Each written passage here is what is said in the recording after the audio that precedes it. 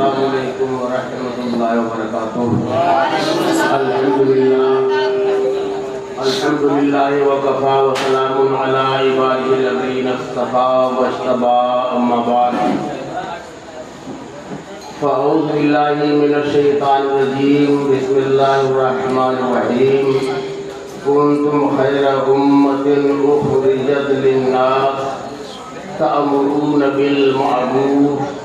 وتنہون عن المنکر وتؤمنون باللہ، صدق اللہ مولانا العلی العظیم۔ عرض مدعا سے قبل آئیے ہم اور آپ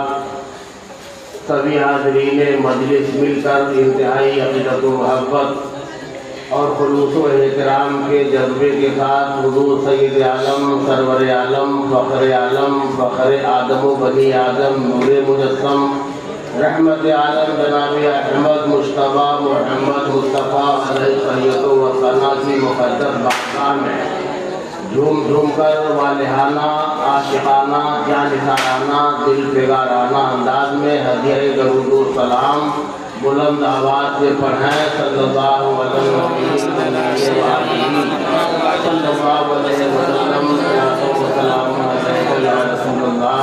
صلاۃ و سلام علیک یا حبیب اللہ۔ حصول برکت کے لیے اگر یاد ہو درود پاک تو پھر سنا دیں بلند آواز سے،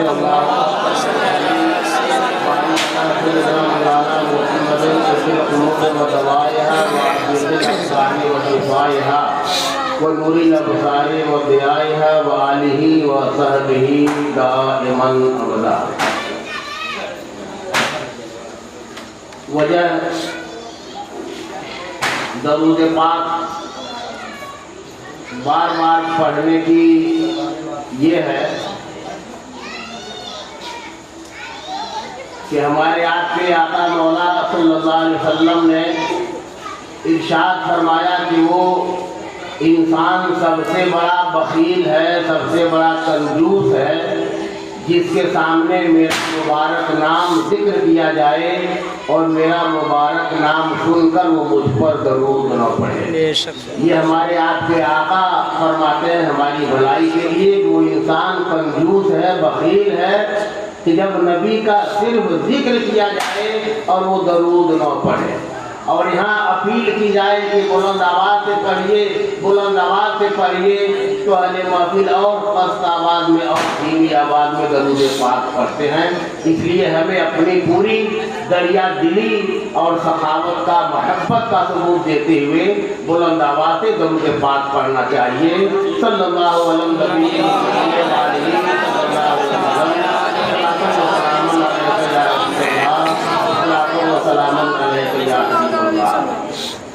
یہ محفل میلاد پاک ہے، اس کا ہر گوشہ، ہر اینگل، ہر پہلو، ہر جہت ادب کا متقاضی ہے، ادب کا تقاضا کرتا ہے کہ عزت و احترام کو، ادب و لحاظ کو ملحوظ رکھا جائے۔ ابھی تھوڑی دیر پہلے آپ کے مدرسے کے وائس پرنسپل صاحب نے ناصحانہ واعظانہ لب و لہجے میں ایک پرجوش خطاب کے ذریعے سے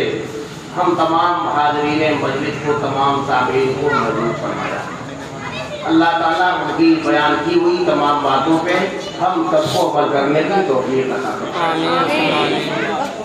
محفل میلاد کا ہر پہلو ادب کا تقاضا کرتا ہے۔ سلطان محمود غزنوی کا نام ہم نے آپ نے سنا ہے۔ وہ صرف ایک غازی نہیں تھے، صرف سرفروش نہیں تھے، صرف مجاہد نہیں تھے، بلکہ ان تمام خوبیوں کے ساتھ ساتھ عابد شب زندہ دار بھی تھے۔ راتوں کو اللہ و رسول کی محبت میں گزارنے والے اور اپنی زبان کو، اپنے دل کو اللہ و رسول کی محبت سے لبریز رکھنے والے تھے حضرت سلطان محمود غزنوی۔ آپ کا ایک غلام تھا، بڑا عزیز غلام تھا، بڑا پیارا، بڑا چہیتا غلام تھا جس کا نام تھا ایاز۔ ہر کوئی جانتا ہے اس بات کو۔ محمود ایاز کی محبت اور تعلق کو ملحوظ رکھتے ہوئے ڈاکٹر اقبال جیسے عظیم دانشور شاعر کو یہ کہنا پڑا کہ ایک ہی صف میں کھڑے ہو گئے محمود و ایاز، نہ کوئی بندہ رہا نہ کوئی بندہ نواز، بندہ و صاحب و محتاج و غنی ایک ہوئے، تیرے دربار میں پہنچے تو سبھی ایک ہوئے۔ یہ ایاز غلام کا ایک بیٹا تھا، غلام زادہ، جس کا نام تھا محمد، نبی کے نام سے محمد نام تھا۔ سلطان محمود غزنوی اس غلام زادے پر بھی بہت شفقت فرماتے تھے، بڑی نرمی کا معاملہ فرماتے تھے، محبت کی بارش ہمیشہ برساتے رہتے تھے، بہت عزیز رکھتے تھے اس غلام زادے کو۔ جب بھی بلانا ہوتا کہتے بابو محمد ادھر آؤ، بابو محمد ادھر آؤ، ذرا یہ کر لو وہ کر لو، دیکھ لو، آپ کا طریقہ یہ ہوتا تھا۔ ایک دن کیا ہوا، ایاز بھی وہاں پہ موجود ہیں، آپ کا بیٹا بھی موجود ہے۔ سلطان محمود غزنوی نے فرمایا کہ اے ایاز کے بیٹے ذرا ادھر آؤ، تم سے ایک ضرورت ہے، ایک مطلب ہے۔ ایاز نے جب یہ انداز اور لہجہ سنا ہے، آپ دیدہ ہو گیا، آنکھیں اشکبار ہو گئیں، آنکھیں آنسوؤں سے لبریز ہو گئیں۔ مؤدبانہ لہجے میں عرض کرتا ہے، حضور آج غلام سے کون سی گستاخی ہو گئی، کون سی غلطی اور خطا سرزد ہو گئی، کون سی آپ کی بارگاہ پر عظمت میں بے ادبی ہو گئی،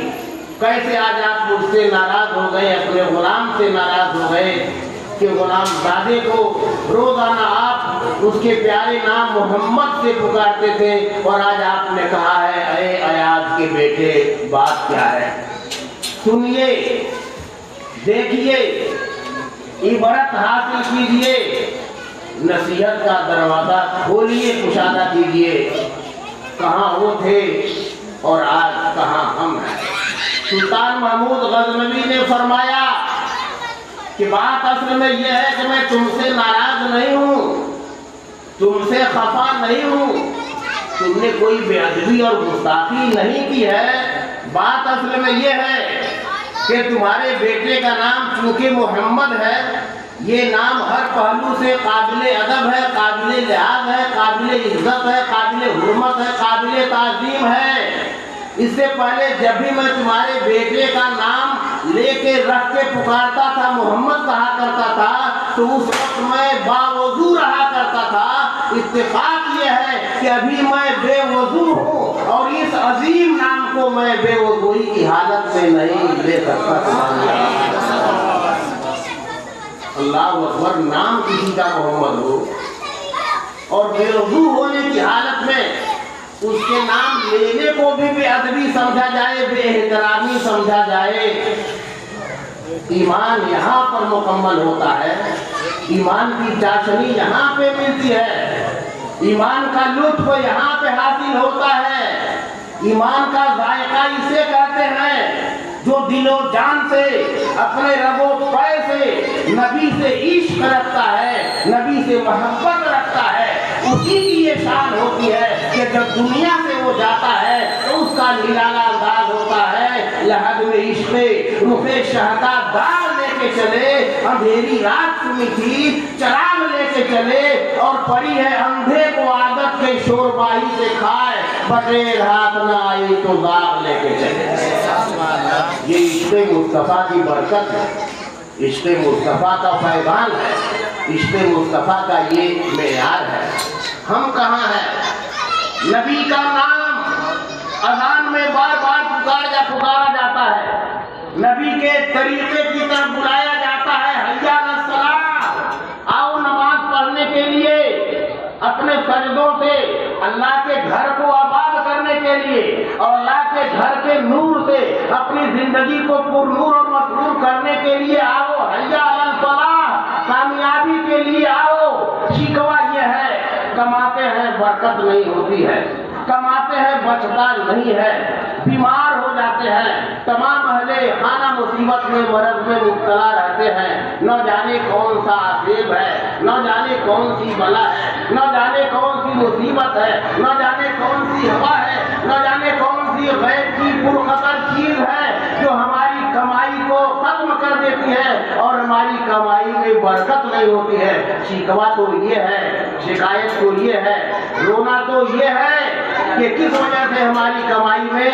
برکت نہیں ہو رہی ہے۔ لیکن برکت کیوں نہیں ہو رہی ہے، ہم اس پر سوچنے کے لیے اور غور کرنے کے لیے تیار نہیں ہوتے ہیں۔ آج ہمارے سماج اور ہمارے معاشرے کا کیا حال ہے، آپ ذرا دیکھیے۔ وہ ایمان کی کسوٹی تھی، ایمان کی کسوٹی۔ ہم کہتے ہیں کہ کامیابی ہمیں نہیں ملتی، ملے گی کیسے؟ اللہ کا منادی تو پکار رہا ہے، آؤ کامیابی کے لیے، اور ہم گرم گرم چائے کی چسکیاں لے رہے ہیں۔ منادی کہہ رہا ہے آؤ کامیابی سے اپنے دامن کو لبریز کرنے کے لیے، اپنی زندگی کو کامیابیوں سے ہمکنار کرنے کے لیے، مالا مال کرنے کے لیے آؤ، مسجد میں آؤ، اللہ کے گھر میں آؤ، خدا خانے میں آؤ، پاک مقدس معطر پاکیزہ گھر میں آؤ۔ اللہ کا منادی تو یہ پکار رہا ہے، اور ہمارا حال یہ ہے کہ کولڈ ڈرنک سے فرصت نہیں ہے، پیو سر اٹھا کے، پیو سر اٹھا کے۔ شریعت کہتی ہے پیو سر جھکا کے، تاکہ پتہ چلے کہ اس میں کوئی کیمیکل تو نہیں ہے، کوئی خطرناک چیز تو نہیں ہے۔ لیکن دنیا والوں نے نعرہ دے دیا کہ ڈر کے آگے جیت ہے، پیو سر اٹھا کے، تاکہ دیکھو نہیں کہ منہ کے اندر اس لیکوڈ کے ساتھ گرگٹ جا رہا ہے، کہ چھپکلی جا رہی ہے، کہ گوجر جا رہا ہے، کیڑا مکوڑا جا رہا ہے، مکھی جا رہی ہے، مچھر جا رہا ہے، کیا جا رہا ہے؟ کہا پیو سر اٹھا کے، کیونکہ چونکہ شکایتیں عام طور سے آتی بھی رہتی ہیں، عام طور سے لوگ کہتے ہیں اس میں سانپ کا بچہ مل گیا تھا، چھپکلی مل گئی تھی، میڈک مل گیا تھا، گرگٹ مل گیا تھا، یہ مل گیا تھا، وہ مل گیا تھا۔ دیکھا کمپنی کا بٹا لگ رہا ہے تو اس نے ایسا سلوگن دیا جاندار، ڈر کے آگے جیت ہے، پیو سر اٹھا کے، تاکہ پتہ نہ چلے کہ وہ کہاں جا رہا ہے اور کیا جا رہا ہے۔ تو یہ ہمارا طریقہ ہے آج، لیکن مؤذن کہتا ہے آؤ کامیابی کے لیے۔ ہم کولڈ ڈرنک میں پھنسے ہوئے ہیں اور کہتے ہیں کہ گھر میں برکت نہیں ہو رہی۔ اللہ کے بندے برکت ہوگی کیسے؟ نہیں برکت ہوگی ہے۔ برکت کا جو طریقہ ہے قرآن اور صاحب قرآن، ان کی زندگی کو اپنانا ہوگا اور وہیں پہ سمٹ کے آنا ہوگا، ورنہ قرآن تو وہی ہے، اسلام تو وہی ہے، دین تو وہی ہے، کلمہ تو وہی ہے، خدا وہی ہے، رسول وہی ہے، نظام شریعت بھی وہی ہے، بہار شریعت بھی وہی ہے، قوانین شریعت بھی وہی ہے، اصول شریعت بھی وہی، سب کچھ وہی جو پہلے تھا 1400 سال پہلے تھا وہی تو آج بھی ہے۔ لیکن فرق اتنا کیوں ہے کہ وہ زمانے میں معظم تھے مسلمان ہو کر، اور آج ہم خار ہوئے تارک قرآن ہو کر ہمارا ایمان کتنا کمزور ہو چکا ہے۔ قرآن نے جو بڑائی کا معیار قرار دیا ہے، کیا فرمایا؟ یا ایھا الناس انا خلقناکم من ذکر و انثی، اے لوگو ہم نے تم کو ایک مرد اور عورت سے یعنی آدم و حوا سے پیدا فرمایا۔ وجعلناکم شعوبا و قبائل، اور تم کو مختلف شاخوں میں، کنبوں میں، قبیلوں میں، خاندانوں میں بانٹ دیا۔ یہ خاندان کس لیے بٹے ہوئے ہیں؟ سر پھٹول کرنے کے لیے نہیں، لاٹھی لٹھول کرنے کے لیے نہیں، ایک دوسرے کو حقیر اور ذلیل کرنے کے لیے نہیں۔ فرمایا لے تعارفو، یہ صرف پہچان کے لیے، اسٹیٹس کے لیے، پریچے کے لیے، انٹروڈکشن کے لیے، صرف تعارف کے لیے یہ خاندان اور یہ قبیلے الگ الگ بنائے گئے ہیں۔ ورنہ ایک موقع آیا 26 پارے میں رب نے فرمایا لا یا ایھا الذین آمنوا، اے ایمان والو سنو، دھیان سے سنو، لا یسخر قوم من قوم عسیٰ ان یکونوا خیرا منہم، کہ مرد دوسرے مردوں پہ نہ ہنسیں، ان کا مذاق نہ اڑائیں، ان کی کمزوری کا فائدہ اٹھا کر کے ان کو ذلیل نہ کریں، رسوا نہ کریں،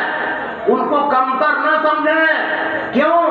عسیٰ ان یکونوا خیرا منہم، ایسا ہو سکتا ہے کہ جب تم اس دنیا میں اس کو کو حقیر سمجھ رہے ہو، اس کی تذلیل کر رہے ہو، اس کی بے عزتی تم کر رہے ہو، اس کی تذلیل کر رہے ہو، عین اسی موقع پہ اس کی دینی اداؤں کی وجہ سے، دینی خوبیوں کی وجہ سے اللہ کی بارگاہ میں اس کا مرتبہ بلند ہو، بلند سے بلند تر ہو، تمہیں اس بات کا اندازہ نہیں ہے۔ مردوں کو یہ حکم دیا،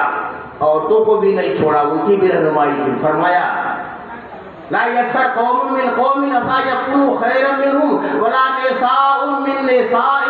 عسى ان يكن خيرا منهن۔ عورتوں کے لیے بھی یہی ڈائریکشن ہے، ان کے لیے بھی یہی ہدایت ہے کہ عورتیں عورتوں پر نہ ہنسیں، ان کا مذاق نہ بنائیں، ان کی تذلیل نہ کریں، ان کی تضحیک نہ کریں، ان پہ قہقہے نہ لگائیں، ان پہ ٹھٹھے نہ لگائیں، ان کا مرتبہ ڈاؤن نہ کریں، ان کا اسٹیٹس نہ گرائیں، ان کا معیار نیچے نہ کریں۔ عورتوں کے لیے بھی یہی ہدایت ہے۔ یہ قرآن کا سچا اعلان اور یہ سچا پیغام ہے۔ آج ہم کہاں ہیں ہمیں اس بات کا اندازہ نہیں ہے۔ محمود غزنوی نے ایاز سے کیسی محبت کی تھی کہ پوری دنیا کے اندر ان کی محبت ایک آئینہ بن گئی، ایک نمونہ بن گئی۔ ہمارا انداز نہیں ہونا چاہیے۔ حضرت صدیق اکبر بھی ہے، یار غار ہے، سبحان اللہ۔ حضرت فاروق اعظم ہے، شمشیر بے نیام ہے۔ سرکار فرماتے ہیں کہ اگر کوئی میرے بعد نبی ہوتا، ہونا تو نہیں ہے، آخری نبی ہے، اگر ہوتا تو اللہ تعالیٰ عمر فاروق اعظم کو نبی بناتا، سبحان اللہ۔ عثمان غنی کا کیا حال ہے، سبحان اللہ۔ عثمان غنی پہ نبی اتنی شفقت فرماتے ہیں، اتنا نوازتے ہیں، سبحان اللہ۔ یقین بات جگرے اپنی دو روشن نورانی بیٹیوں کو آج کے اپنے نگاہ میں دے دیا، سبحان اللہ۔ حضرت مولا علی کا، سبحان اللہ، ان کا تو کچھ کہنا ہی نہیں ہے۔ من کنت مولا وہ علی مولا، میں جس کا مولا علی اس کے مولا، اللہ اللہ۔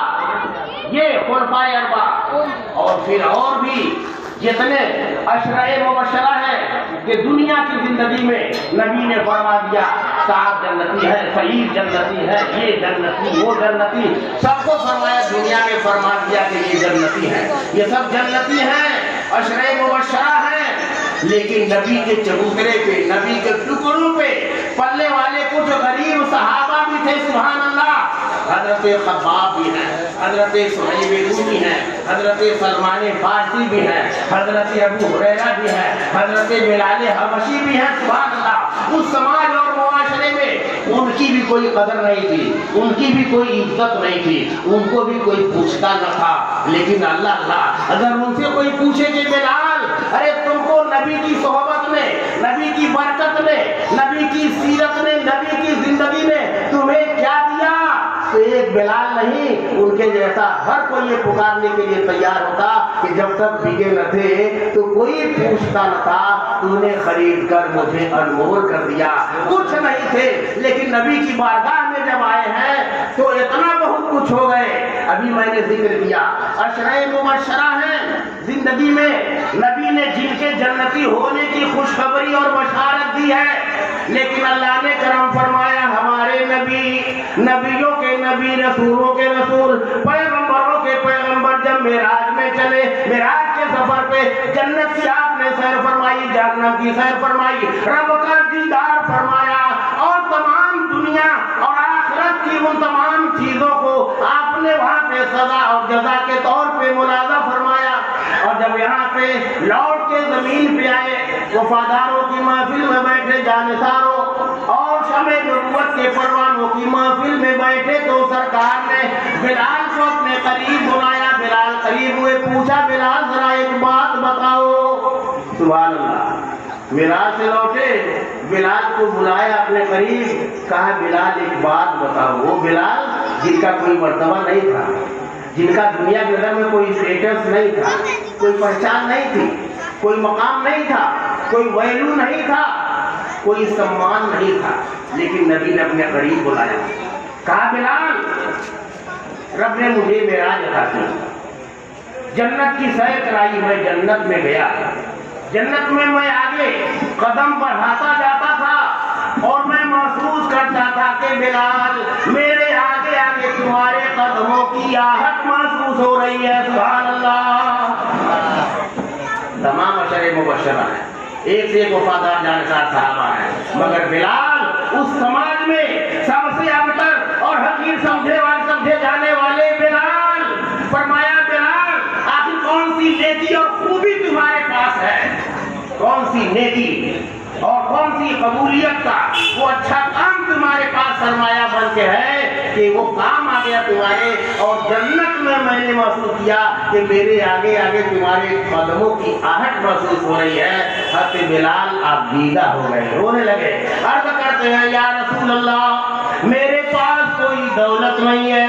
میرے پاس کوئی پونجی نہیں ہے، میرے پاس کوئی سرمایہ نہیں ہے، میرے پاس کوئی ذخیرہ نہیں ہے، میرے پاس کوئی دولت نہیں ہے، میرے پاس کوئی ثروت نہیں ہے، لیکن یا رسول اللہ میرا ایک طریقہ ہے کہ میں نے آپ کو دیکھا کہ جب بھی آپ وضو فرماتے ہیں تو وضو فرمانے کے بعد جو رکعت آپ تحیۃ الوضو ادا فرماتے ہیں، جب میں نے دیکھا کہ میرے آقا کریم ہر وضو کے بعد تحیۃ الوضو پڑھا کرتے ہیں، میں نے اس آداب کو اپنا لیا، اور بلال آپ کی بارگاہ میں عرض کرتا ہے کہ آج تک میں نے کبھی بھی ایسا نہیں ہوا کہ میں نے وضو کیا ہو اور آپ کی سنت کو اپنے قریب کرتے ہوئے محبت کرتے ہوئے میں نے تحیۃ الوضو ادا نہ کیا ہو۔ سبحان اللہ، اس کے علاوہ میرے پاس اور کوئی خوبی نہیں ہے، میرے پاس اور کوئی ذخیرہ سرمایہ نہیں ہے۔ تو سرکار نے فرمایا بلال میری سنت سے محبت رکھنے ہی کا یہ انعام ہے کہ پروردگار عالم نے جنت میں ہمارے آگے آگے تمہارے قدموں کی آہٹ کو ظاہر کر دیا۔ سبحان اللہ۔ تو فرمایا یہ جو چھوٹا بڑا، یہ خاندان، یہ قبیلے، یہ قوم ہے، یہ شاخ ہے، یہ برانچ، یہ تمام چیزیں اس لیے ہے لتعارفوا، تاکہ تمہاری پہچان ہو سکے کہ ان کا اس خاندان سے تعلق ہے، اس کا اس خاندان سے، اس کنبے سے، اس قبیلے سے تعلق ہے، اس کا اس سے تعلق ہے، اس سے اس کا تعلق ہے۔ یہ صرف پہچان کے لیے ہے، پرچہ و تعارف کے لیے ہے، لیکن جہاں تک بڑائی کا معیار ہے تو سنو، ان اکرمکم عند اللہ اتقاکم، جو تم میں سب سے بڑا پرہیزگار ہے وہ رب کی نظر میں سب سے بڑا عزت دار ہے۔ سبحان اللہ۔ رب نے یہ فرمایا کہ یہ ہے معیار، اسی لیے فرمایا کنتم خیر امۃ اخرجت للناس، تم بہترین جماعت ہو۔ قومیں بہت سی آئی، جماعتیں بہت سی آئی، گروہ بہت سے آئے، لیکن تم بے مثال ہو، تم لاجواب ہو، تمہارا کوئی جواب نہیں ہے ان قوموں میں۔ امتوں کنتم خیر امۃ اخرجت للناس، جتنی امتیں اب تک آئی ہیں از آدم تا ایدم، تم ان میں سب سے بہتر ہو، سب سے بہترین جماعت ہو۔ اور کیوں ہو بہتر؟ صرف لفاظی کی وجہ سے نہیں، صرف نعرہ لگانے کی وجہ سے نہیں، صرف سینہ ٹھوک کر سلوگن ظاہر کرنے کے لیے نہیں، بلکہ کیوں یہ خوبی کیوں ملی ہے؟ فرمایا تامرون بالمعروف، لوگوں کو بھلائیوں کا حکم دیتے ہو۔ سبحان اللہ۔ تمہیں سب سے بہتر جو بنایا گیا کیوں؟ کہ خود بھی بھلائی پہ عمل کرتے ہو اور لوگوں کو بھی بھلائیوں کی دعوت دیتے ہو، نماز پڑھتے ہو، لوگوں کو بھی نماز کی دعوت دیتے ہو، سچ بولتے ہو، لوگوں کو بھی سچ بولنے کی ترغیب دیتے ہو، نبی سے محبت رکھتے ہو، لوگوں سے بھی نبی سے محبت رکھنے کے لیے تلقین کرتے ہو، تاکید کرتے ہو، نبی کی سنت پر عمل کرتے ہو اور لوگوں کو بھی نبی کی سنتوں سے قریب کرنے کی کوشش کرتے ہو۔ اپنے گھر کے ماحول کو بھی تم دیندارانہ ماحول میں تبدیل کرتے ہو، آس پاس کے لوگوں کو بھی تم چاہتے ہو کہ ان کے گھروں میں بھی دینی ماحول برپا ہو جائے، دینی ماحول قائم ہو جائے۔ فرمایا تامرون بالمعروف، تمہارا مرتبہ اسی لیے تمام امتوں میں بلند ہے کہ لوگوں کو بھلائیوں کا حکم دیتے ہو۔ جلدی سے آگے بڑھتا ہوں۔ وتنہون عن المنکر، اور برائیوں سے لوگوں کے روکتے ہو، لوگوں کو برائیوں سے منع کرتے ہو۔ اس زمانے میں یہ بہت ہی جوخم بھرا کام ہے کسی کو برائی سے روکنا، اس لیے کہ کوئی کسی کی بات سننے کے لیے تیار نہیں ہے۔ اگر آپ اسے دین کی بات سناتے ہیں، شریعت کی بات سناتے ہیں، اللہ و رسول کا حکم اگر سناتے ہیں تو یہ نہیں سمجھتا کہ یہ اللہ و رسول کا حکم ہے،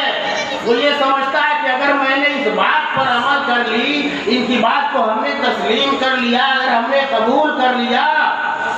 تو ہماری ناک کٹ گئی اور ان کی ناک اونچی ہو گئی کہ ان کی بات میں نے مان لی، معاذ اللہ معاذ اللہ۔ آج ہمارا یہ حال ہے۔ ہمارے اسلاف کا یہ طریقہ نہیں تھا، ہمارے اسلاف کا بالکل طریقہ نہیں تھا۔ صحابہ کا خود یہ حال تھا، صحابہ کا کہ جب غریب صحابہ نبی کی بارگاہ میں آئے، عرض کرتے ہیں یا رسول اللہ یہ مالدار لوگوں کی جماعت ہے، ان کے پاس باغات ہیں، ان کے پاس کھیتیاں ہیں، ان کے پاس بڑی بڑی تجارت ہے، بزنس ہے، بہت کچھ ان کے پاس، یا رسول اللہ موقع آتا ہے دل کھول کے اللہ کے راستے میں لٹاتے ہیں، اللہ کے راستے میں خرچ کرتے ہیں۔ ہم غریب لوگ ہیں، آپ کے ٹکڑوں پہ پلنے والے، یا رسول اللہ ہمارے پاس تو کچھ نہیں ہے، ہم کیا خرچ کریں، کیا صدقہ و خیرات کریں، اللہ کی راہ میں کیا لٹائیں؟ تو اللہ کے نبی نے فرمایا چلو ٹھیک ہے، تمہارے پاس یہ مال والی دولت نہیں ہے، تو تم کو ایک اور دولت ہے جو چھپی ہوئی دولت ہے، دیکھنے والی دولت نہیں ہے، محسوس کرنے والی دولت ہے، میں اسے تمہیں باخبر کر دیتا ہوں۔ سرکار نے انہیں تسبیح فاطمی کے ذریعے سے فیضیاب فرمایا، جن تسبیحات کو جس کو توفیق ملتی ہے عصر فجر وغیرہ کے بعد پڑھتا ہے، آدمی پابندی کرتا ادا کرتا ہے، یہ کیا۔ اب حال یہ ہے کہ نماز کے بعد اور دیگر مواقع پہ جتنے یہ غریب صحابہ تھے جن کے پاس دولت خزانہ مال وغیرہ نہیں تھا، وہ بیٹھ جاتے مسجد نبوی میں اور بیٹھنے کے بعد آنکھیں بند کرتے اور بالکل ذکر و فکر میں ڈوبے رہتے، یہی تسبیحات تحلیلات پڑھتے رہتے۔ جب مالدار صحابہ نے دیکھا،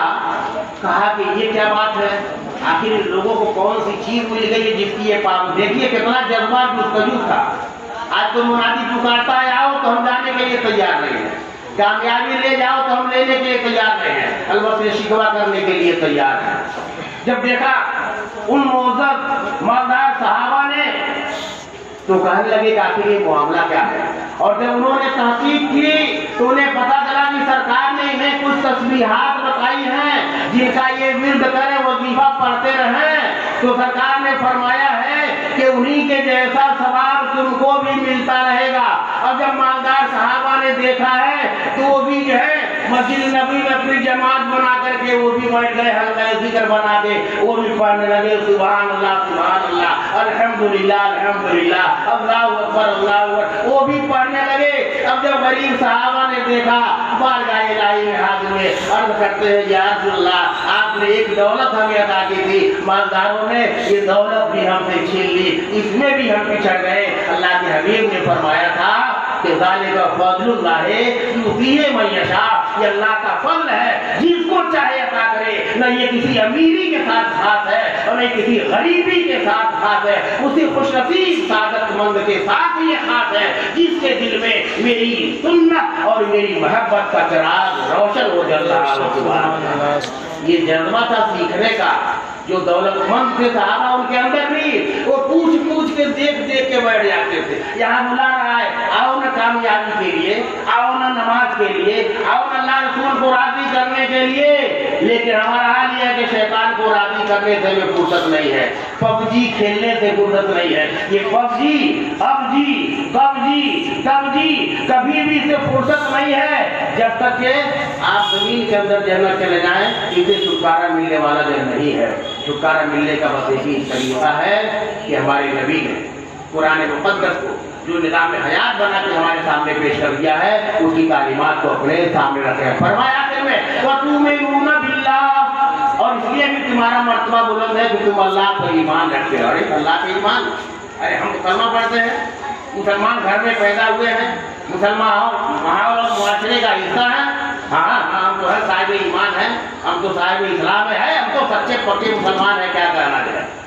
ہے نا؟ چہرہ نبی کی سنت سے خالی، پکے مسلمان، لباس ڈریس نبی کی سنت سے طریقے سے الگ، کوئی بات نہیں، سچے پکے مسلمان۔ نبی کی ایک ادا، ایک سنت، ایک طریقے کی ادائیگی کا کوئی جذبہ نہیں، لیکن سچے پکے مسلمان۔ یہ کون سے مسلمان؟ یہ سیوئی والے مسلمان ہیں، جن کی سوئیاں سب سے پہلے تیار ہوتی ہے، جن کا حلوہ سب سے پہلے تیار ہوتا ہے، یہ وہ مسلمان ہیں۔ ہر کوئی دعویٰ ہاں ہم سچے پکے مسلمان ہیں، لیکن نہیں، کون ہے مسلمان؟ ایک کنڈیشن میں کمرے کو سجا دیا جائے، ایک کنڈیشن میں سسٹم جو ہے بٹھا دیا جائے،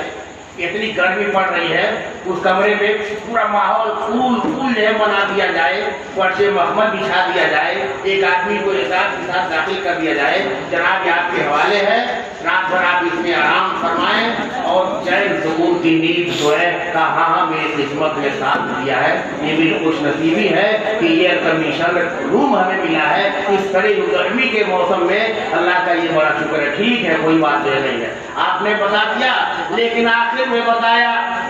کہ جناب ایک بات بھی ہے جس کا آپ کو بڑا خیال کرنا ہوگا،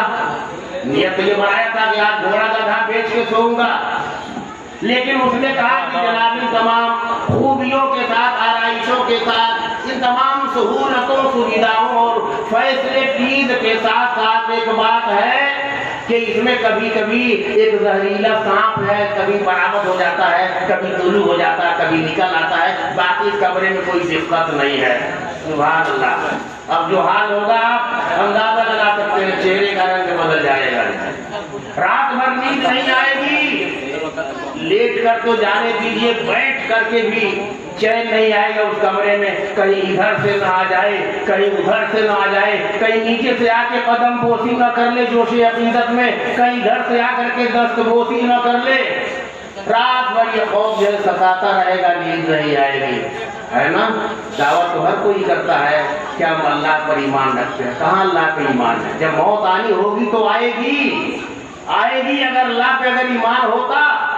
تو ہم دنیا کی مخلوق سے اس طرح سے ڈرتے نہیں اور اس طرح سے گھبراتے نہیں۔ تدبیروں کے ہم مکلف ہیں، تدبیریں ہم کریں، لیکن سب کچھ یہی ہے، ایسا نہیں ہے، تقدیر بھی کوئی چیز ہے، تقدیر پر ایمان وہ چیز ہے جو ہمارے کلمے میں شامل ہے، بالقدر خیر ہی و شر ہی من اللہ تعالی، تقدیر چاہے اچھی ہے، چاہے بری ہے، چاہے موافق ہے، چاہے مخالف ہے، یہ سب اللہ کی طرف سے ہے، یہ سب مقدراتی الہیات ہیں۔ تو تؤمنون باللہ، اللہ کی ذات پہ ایمان رکھتے ہو، یہ آخری پہلو ہے گفتگو کا، ایمان۔ آج ہمارے گھروں میں سب کچھ ہے، بس ایمان نہیں ہے، ایمان کمزور ہے، ہمارا ایمان کمزور ہے تو ظاہر ہے ہمارے بچوں کا بھی ایمان کمزور ہوگا، اور جب مردوں کا ایمان کمزور ہوگا تو عورتوں کا ایمان تو کمزور ہونا لازمی ہے، اس لیے کہ ان کی عقل تو پہلے ہی سے 50-50 ہے، پہلے ہی سے وہ کمزور ہے، تو ایمان تو ان کا کمزور ہونا چاہیے۔ وعد و نصیحت کے مواقع انہیں کم ملتے ہیں، باہر کے ماحول سے واقفیت کے مواقع انہیں کم ملتے ہیں، اچھی صحبتیں محفلیں انہیں حاصل ہو ایسا بڑا کم ہوتا ہے، تو ظاہر ہے ان کا ایمان تو کمزور ہوگا۔ اسی کمزوری کا فائدہ آج ہمارا دشمن اٹھا رہا ہے، ہمارا دشمن اچھے گھرانوں کی لڑکیاں آج کافروں اور مشرکوں کے ساتھ شادیاں رچاتی ہوئی اور گھروں سے بھاگ کر بغاوت کرتی ہوئی اور اپنے خاندان کی ناک کٹاتی ہوئی، عزت و حرمت کو پامال کرتی ہوئی اور مذہب اسلام کو چڑھاتی ہوئی نظر آ رہی ہے۔ وہ ہمارے گھر کی شہزادیاں تھی، ہمارے گھر کی بیٹیاں تھیں، ہم نے کیسے ان کی تربیت کی تھی، کس طرح سے ہم نے انہیں دین اسلام کے بارے میں بتایا تھا۔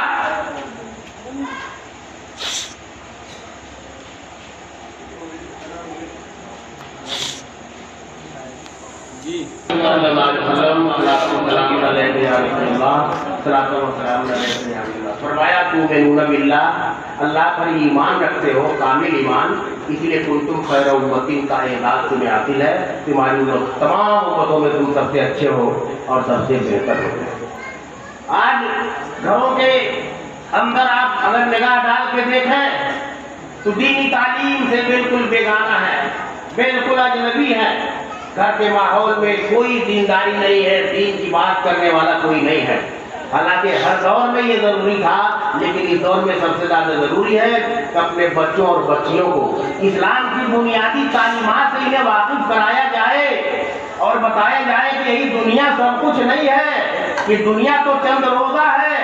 بڑے بڑے امیر کبیر، بڑے بڑے سلطان، بڑے بڑے بادشاہ اور حفظ اقلیم کے مالک بڑے بڑے سلاطین دنیا سے چلے گئے، آنکھیں ان کی کھلی کی کھلی رہ گئی، اس دنیا سے کچھ نہ لے جا سکے، جو کچھ لے جانا تھا نیکی اور برائی کی شکل میں وہ لے جا سکے، باقی ان کے ساتھ کچھ بھی نہیں گیا۔ یہی دنیا سب کچھ نہیں ہے، سب کچھ نہیں ہے یہی دنیا، بلکہ آنکھیں بند ہونے کے بعد جو ہمارے کام آنے والی چیز ہے وہ یہی ہے کہ ہم اسلام کی بنیادی تعلیمات سے واقف ہوں، اللہ رسول پر ہماری ایمان پختہ ہو کہ کوئی اسلام کا دشمن ہمیں ٹس سے مس نہ کر سکے، دولت اور چمکدار سکوں کے لالچ کا ہمیں شکار نہ کر سکے، اور شادی کی لذتوں کا جھانسا دے کر کے کسی اسلامی شہزادی کی عزت کو تار تار نہ کر سکے، خاندان اور اسلام مذہب کی عظمت کو پامال نہ کر سکے۔ اس چیز پر آج کے زمانے میں ہمیں سب سے زیادہ توجہ دینے کی ضرورت ہے۔ اس لیے فرمایا کہ تؤمنون باللہ، کیونکہ اللہ پہ تم کامل ایمان رکھتے ہو، اس لیے تم سب سے بہتر ہو۔ تربیت نہ ہونے کا یہ نتیجہ ہے، دعویٰ ہے کہ ہم مملکت خدا داد ہیں، ہمارے یہاں اسلام ہے، اسلامی ملک ہے، ساری چیزیں ہیں، مگر تم اتنا بھی نہ کر سکے اس ماحول میں کہ گھروں کے اندر تم اسلامی تعلیمات کو اس طرح سے داخل نہ کر سکے کہ تمہارے گھر کی لڑکی آج کافروں اور مشرکوں کا دوسرے ملک میں آ کر کے کھلونا بنی ہوئی ہے، اور پوری دنیا میں جگ ہنسائی ہو رہی ہے، پوری دنیا میں رسوائی ہو رہی ہے۔ کیا حاصل کیا ہے تم نے؟ کچھ بھی حاصل نہیں کیا ہے۔ اگر تمہارے اندر نبی کی سنت نہیں ہے، نبی کی محبت نہیں ہے، اسلامی تعلیمات کے تقدس کا احساس اگر تمہارے اندر نہیں ہے، تو کچھ بھی تم دعویٰ کر لو، کچھ بھی چیلنج کر لو، تمہارے پاس کچھ بھی نہیں ہے۔ تم سے بڑا کنگال اور تم سے بڑا فقیر اور تم سے بڑا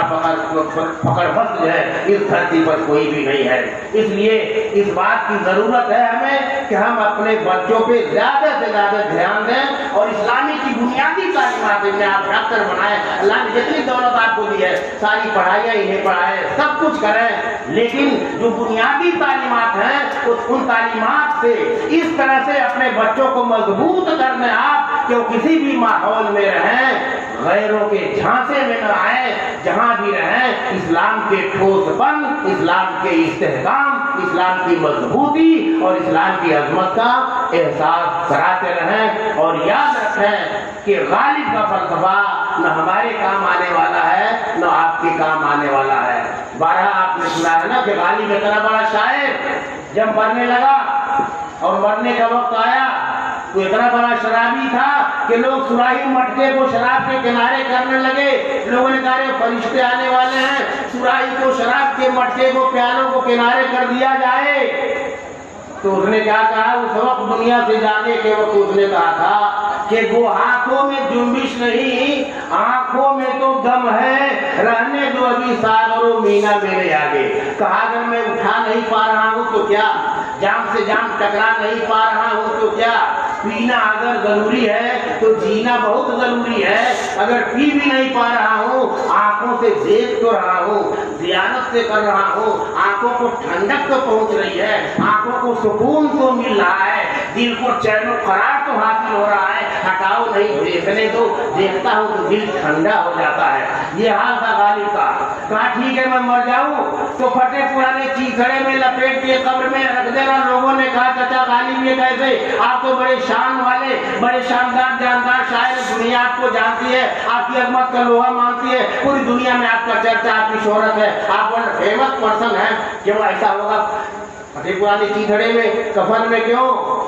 آپ کے لیے بہترین لباس کا ہم انتظام کریں گے، بہترین کفن کے کپڑوں کا انتظام کریں۔ غالب نے کہا یہ بات یہ ہے کہ جب نقل کفر نہ باشد، غالب نے کہا کہ اس لیے کہ جب پھٹے پرانے بوسیدہ میلے کچیلے کپڑے میں لپیٹ کے قبر میں رکھ کر کے تم آ جاؤ گے، اور جب فرشتے آئیں گے تو دیکھیں گے کہ یہ تو میلے کچیلے والا مردہ ہے، لگتا ہے یہ پرانا مردہ ہے، اس سے سوال جواب ہو چکا ہے، چلو آگے بڑھتے ہیں معاذ اللہ۔ تو غالب کا یہ فلسفہ کام آنے والا نہیں ہے، صرف دین کا فلسفہ کام آئے گا۔ قرآن کا فلسفہ کام آئے گا، صاحب قرآن کا فلسفہ کام آئے گا، اسلامی تعلیمات کا فلسفہ کام آئے گا، سنت مصطفیٰ، محبت مصطفیٰ، عظمت مصطفیٰ، عزت مصطفیٰ، شوکت مصطفیٰ کا فلسفہ کام آئے گا۔ اس طرح کوئی بھی فلسفہ ہمارے کام آنے والا نہیں ہے۔ اللہ تبارک و تعالیٰ ہم کو تمام حاضرین مجلس کو سنت مصطفیٰ، سیرت مصطفیٰ، محبت مصطفیٰ کی روشنی میں جینے مرنے کی توفیق خیر رفیق عطا فرمائے، آمین۔ بجائے حبیب ہی سید المرسلین وآخر دعوانا ان الحمدللہ رب العالمین، استغفر اللہ ربی و اتوب الیہ۔ السلام علیکم ورحمۃ اللہ۔